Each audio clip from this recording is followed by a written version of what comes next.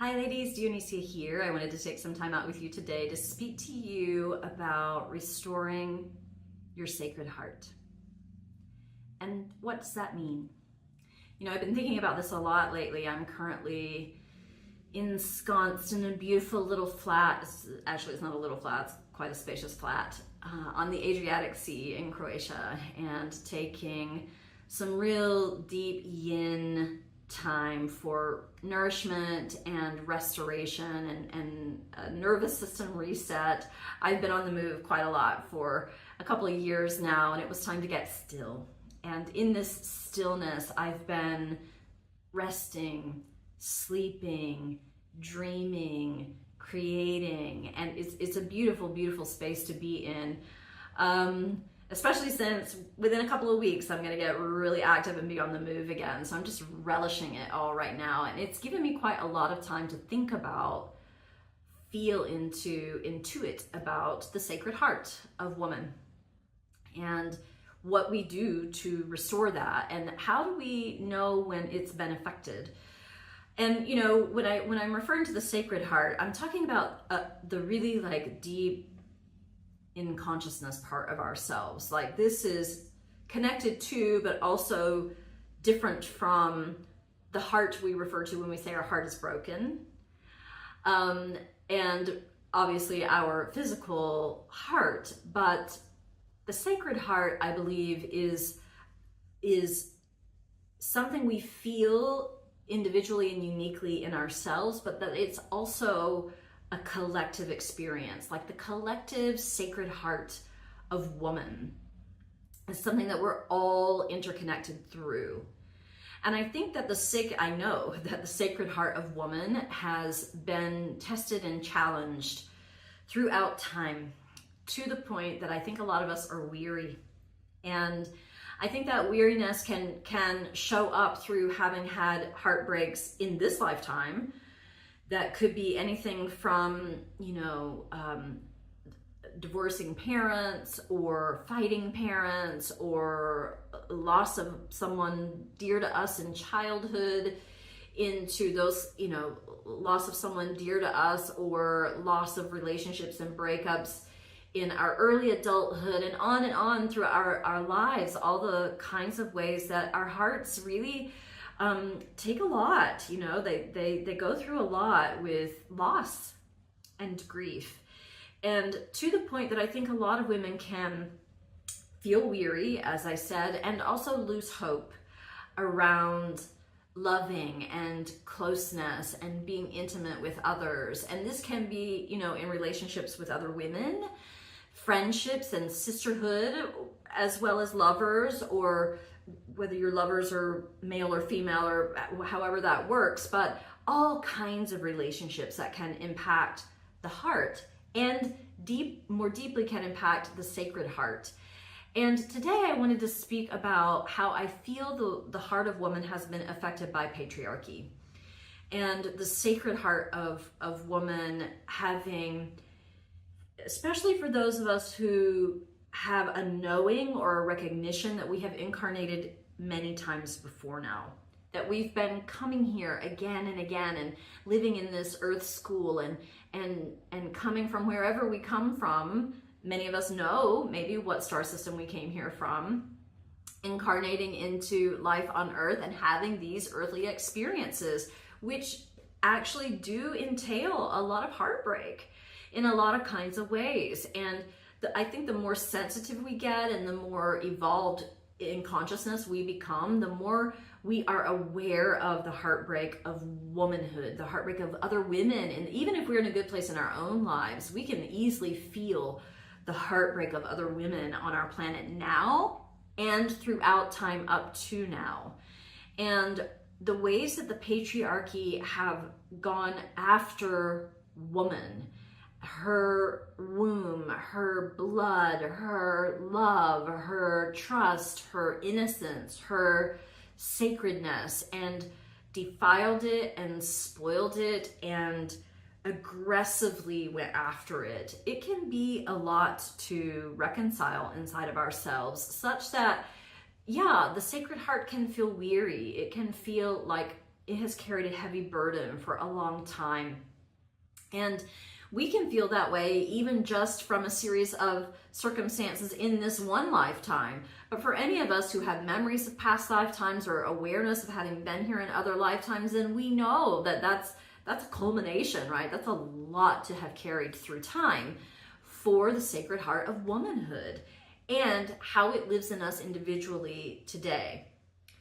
So for me, I feel very soothed by the sea, which is why I've really brought myself to the sea here and now in this time, in this moment in time, and not really knowing all of the things that we're about to progress through these first 3 months of 2025, but having a sense of it, because as you know, if you've been listening to me for any amount of time, I really do follow the astrologers and what they're saying and do my best to plan according to those things.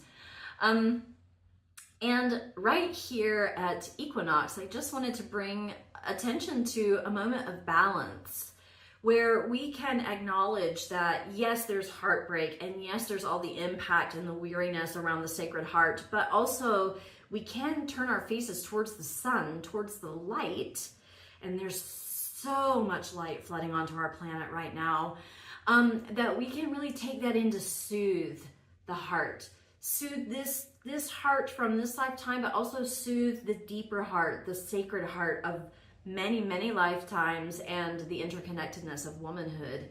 And that we can pause for a moment to feel towards balance. The balance of all that darkness as it's shifting into more and more light. It's really interesting, you know, as we watch things that are playing out on the planet right now, it can be really easy to feel like, oh, this is Armageddon and it's going down. And maybe it is, and maybe it isn't. Maybe it's a new golden era of light coming onto the planet, and this is just the experience of being in that transition and shifting. You know, when a woman gives birth, there's the work she does when the baby is ready to come, before the baby is born, with the baby coming down the canal, and then there's the transition era of the birthing experience where she's just uncomfortable and wriggling, and there's nothing really to do except move through it, and then it's time to push the baby out and you get a baby in the end, right? And I really feel like as a collective, humanity is in this transition era of the birth process where it's uncomfortable and there's not much to do except be in it and keep moving through it. But we have been in that transition era for some time now, and we're coming in closer and closer to the point where we're going to get to push that baby out, and we're going to get the baby.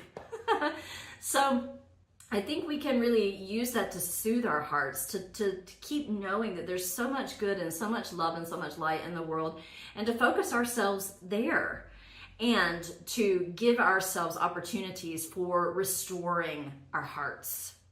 And that's what we're going to be doing in Avalon on this pilgrimage that I'm leading this summer. We're going to, you know, the second half of our time together is going to be spent in Goddess Conference, which is beautiful. It's amazing. It's truly a remarkable growth experience. It's beautiful, and it's going to be all about the goddess's lover in sacred union. So that's a beautiful, beautiful week that we're going to have together. Leading up to that, we're going to be addressing the Sacred Heart and restoring her from the pains of this lifetime, and restoring her from the pains of patriarchy, from all of these thousands of years that woman has been incarnating again and again into these experiences, holding the light as much as we could and coming into our power as much as we could, to get here now where we are in a time on our planet where the potential for the power of woman is unprecedented. We have so much access to resources, to teachings, to growth experiences, to money-making opportunities, to communities where we can hold each other up. We have so much resource now as women that we've not had since before the fall, since before patriarchy came in and took us down. And here we are rising up. And we're going to be celebrating that and moving through that in our first week together in this pilgrimage to Avalon in July and August, where we're going to be doing ceremony and going to sacred places. We're going to go to the places on the earth where so many have gone before us, where so many went in those ancient times, knowing that they were power spots on the planet, and do ceremony there and restore ourselves. We're going to be addressing the Sacred Heart. We're going to be addressing what it takes to restore hope, to restore illumination, to restore goodness, to restore our faith in humanity and in each other, to restore our courage to love. It takes courage to deeply, intimately love another human being, to deeply, intimately love many other human beings. And it takes courage because there's a kind of madness in it. There's a madness in opening our hearts out deeply to another person and letting them really matter. It gives them power, the power that they can hurt us deeply. We know this from having had our hearts broken. And there's a madness in not choosing to do that, because that's what this life is about. That's where the deepest, juiciest, yummiest, most fulfilling parts of life come from, is really opening out our heart to another and allowing them to matter to us and allowing them to have power in our emotional world, and to be in power in their emotional world as well. So I think for so many of us, when we have lost hope, or we do feel weary, or we have had our hearts broken so many times, I think it gets harder as we go on through life and we go on through time. And it is helpful and useful to go for restoration before we decide to open ourselves so deeply to someone again. And this can be true even inside of an existing relationship. If you're in a relationship and you've been there for a while, and it might be time to take that relationship deeper, and that requires you to open and be more vulnerable and go to yet a deeper layer inside of yourself, then restoring that place in yourself that can hold that can feel strong enough for that can be courageous, that can be brave, that can be ready, is a really good way to help deepen into intimacy in existing relationships, as well as to prepare yourself to embark on a new relationship. This can be even really monumental just for yourself, even if it's not about relationship with somebody else for you. If it's about your relationship to yourself and how you feel inside of yourself, how you greet the world every day, how you feel about being here on the planet in this time. It is not an accident that you're here. From a soul level, every one of us chose to be here and be a part of this. Why? Why did you choose to be here and be a part of this? So, I think we're going to encounter a lot of questions like that and come find answers to a lot of questions like that as we explore the Sacred Heart of Woman and restoring the Sacred Heart on the lands of Avalon, this sacred island where priestesses since ancient times and druids and all kinds of high consciousness beings have walked and worshipped, knowing that the lands there really hold that vibration, really hold the vibration of opening the heart, expanding the heart, clearing the heart, healing the heart, restoring the Sacred Heart. So if you are feeling drawn to this pilgrimage and want to have a conversation about it, reach out to me. You can do that through my email address in the email below. You can also just click the discovery session button and book yourself a discovery session, and let's talk about what are your concerns, what are your thoughts, what are you feeling. The early bird pricing for this pilgrimage ends on April 1st, so you have a little bit of a window of time right now to really feel into this, whether this is something that you're feeling called to. And right here at this balance place at equinox, where the day and night are in balance, the light and the dark are in balance for a moment, the feminine and masculine are in balance for a moment, the yin and the yang are in balance for this moment. Just taking some time to tune into your Sacred Heart and what is she needing.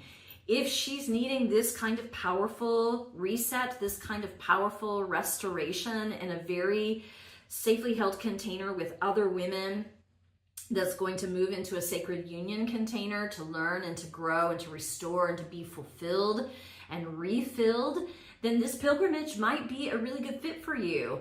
You can see all the details by clicking on the button in the email. And like I said, if you have any questions, feel free to book that discovery session or to shoot me an email and let me know what you're thinking. And I'd love to have you with us. We have a beautiful group of women who have gathered for this journey already, and there are still spaces left. That will, it's a limited number of spaces. So once those are filled, that will be it. And yeah, I'd love to have you join us if you're feeling called. So from my heart to yours, I send big love to your Sacred Heart and honor you for how you hold womanhood in this lifetime and all the ways you've done it in lifetimes before. I'd love to get to be with you in this pilgrimage. It's going to be really, really special in this specific moment in time of 2025 and what it means for humanity and the rising of the feminine. And it's going to be an amazing, amazing journey. So, like I said, I'd love to hear from you. I'd love to have you with us. I send a big, big love from my heart to yours. Blessed be.